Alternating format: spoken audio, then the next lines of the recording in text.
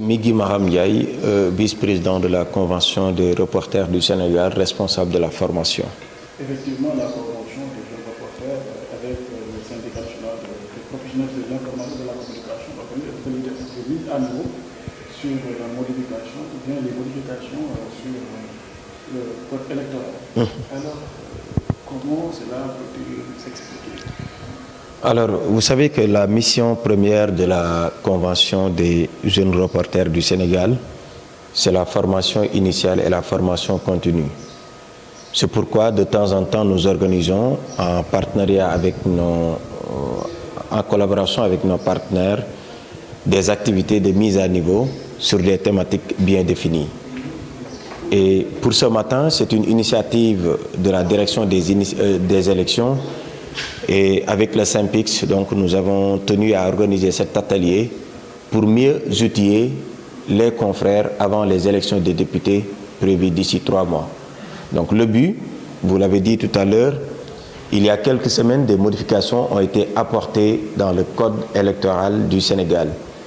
C'est pourquoi on a donc trouvé nécessaire, avant d'aller donc dans ces élections-là, de permettre aux reporters de savoir ces modifications-là pour mieux faire convenablement leur travail. Parce que quand on parle d'élection, quand on parle de transparence, quand on parle de démocratie, c'est parce que tout simplement ces acteurs-là ont un rôle important dans ce travail-là. Donc pour aller sur le terrain, pour assurer la couverture médiatique, pour faire des débats télévisés, pour faire des interviews avec les acteurs politiques, les reporters ont besoin de savoir ce que dit réellement le code électoral pour mieux informer la population, parce que c'est ça notre rôle. Informer sans pour autant, ou bien notre rôle n'est pas d'être pour ou contre, mais de mettre la plume dans la plaie comme on a l'habitude de le dire. Et pour ça, tu dois être informé d'abord avant de donner l'information à la population. Couvrir des élections, c'est pas facile et c'est pas n'importe qui le fait. Alors, est-ce qu'il y a moins la couverture qui est prise en compte? Alors, pour cette activité, le but c'était de revenir uniquement sur les modifications apportées dans le code électoral du Sénégal. Mais à partir du 9 mai,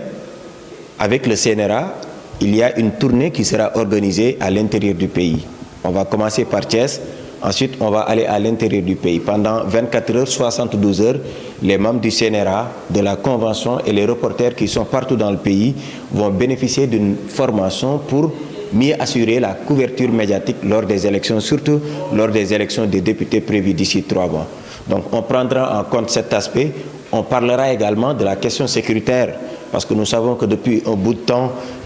il y a une relation conflictuelle qui existe souvent entre les acteurs des médias et les forces de l'ordre.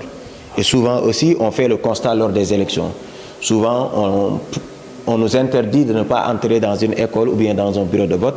Donc c'est pourquoi il serait intéressant, avec bien sûr l'appui du ministère de l'Intérieur, d'organiser également un autre atelier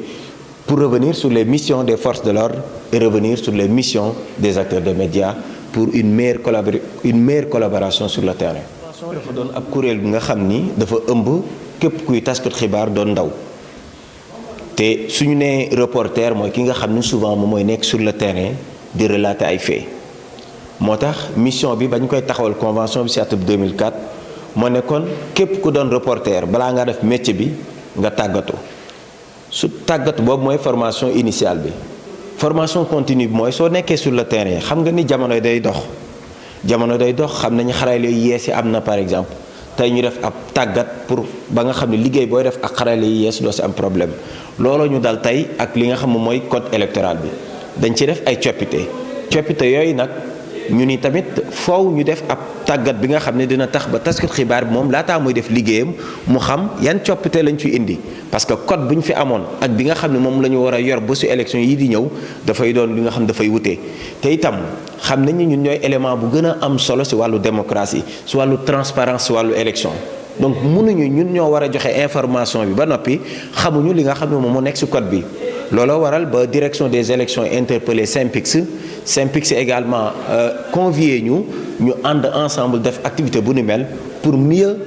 dollil xel ñi nga xam ne rek ñoom ñooy taskat xibaar yi ngir rek ñu mën a def seen liggéey bi mooy lan informer joxe xibaar yi wër te wóor te loolu nag pour nga def ko il faut que yow itam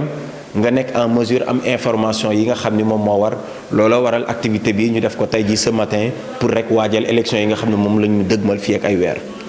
couverture bi mel ni événement ñu jëm ci élection tamit si loolu beneen anam est-ce que aussi jël ngeen ci compte par rapport ak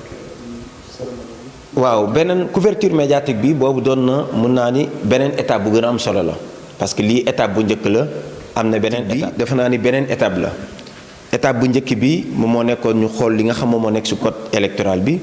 mais deuxième étape bi ñu ngi koy waajal parce que mooy fexe ba nga xam ni taskatu xibaar yi moom itam mu xam naka la war a mën a defee liggéeyam te loolu pour def ko sax ñi nga xam ne ay professionnels des médias lañ ciy àndal pour tàggat leen ci. loolu waa CNRA initié nañ ab benn programme bi nga xam ne ñun lañ ciy àndal ñu dem à l'intérieur du pays Dakar Thiès Saint-Louis partout le programme a été déjà défini.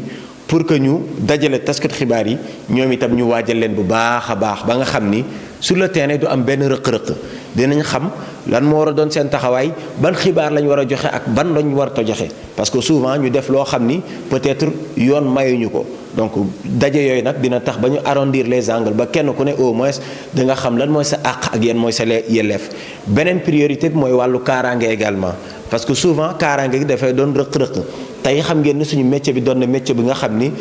amul buntu wala boog bunt bi defar ñu ngi ci yoonu defar ko taxawagul donc fu waay neex jaar pour dugg ci métier bi doo xam kan mooy taskat xibaar ak ku ko nekkul dañuy ñëw ci école yi ñuy voté ci bureau yi ñuy voté kenn ku nekk day ñëw rek dugg suñu la waxee ñu ni c'est la presse alors que liggéey bi demeewu fa noonu war nañ laa mën a identifier war ngaa mën a xam lan nga war a mën a def ak lan nga wër ta mën a def moo tax souvent day am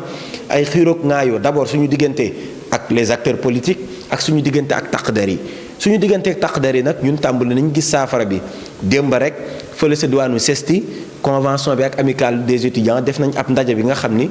la ko taxoon jóg mooy ñu waxtaan xool naka la ñuy def ba rëq-rëq yi dootul am sur le terrain mais rëq-rëq yooyu itam bind nañ ab TDR boo xam ne ñi ngi koy jébbal ministère de l'intérieur pour ñu def ab ndaje boo xam ni dañuy dajale ay taskat xibaar dajale également ay forces de l'ordre pour que ñoom taskat xibaar yi ñu wax ñun taskat xibaar yi ñu wax lii mooy suñu mission ñoom force de l'ordre ñu wax ñu lii mooy suñu mission parce que ñàkk xam mission sa morom rek moom mooy indi jafe-jafe di nga dem sur le terrain ñun ñëpp xam nañ ko dañuy dem sur le terrain benn taskat xibaar force de l'ordre ñu la bul dem nga ne ko c'est la presse parce que dañoo jàpp ni ñun presse ñun ñoo am droit bépp alors que demee fa noonu moom itam maintien de l'ordre lay def maintien de l'ordre mun na ko def sans pour autant mu yàqal ñu suñu mission muy informer public bi loolu nag si ndaje rek lañ ko mën a amalee soppante xalaat pour mën a renforcer collaboration bi parce que dañ ñoo woo ñun ñaar ñëpp pour ñu collaborer parce que kenn ku nekk mission ngay def si mission bi nga xam ne constitution bu Sénégal moo ko maye. constitution bu Sénégal moo wax loi li nga xam ne moom mooy liberté d'expression moom moo ñu tax ñuy def liggéey bi donc il faut que kenn ku ne xam loolu mën a respecter li nga xam ni moom mooy constitution bu Sénégal ñu respectante également sur le terrain.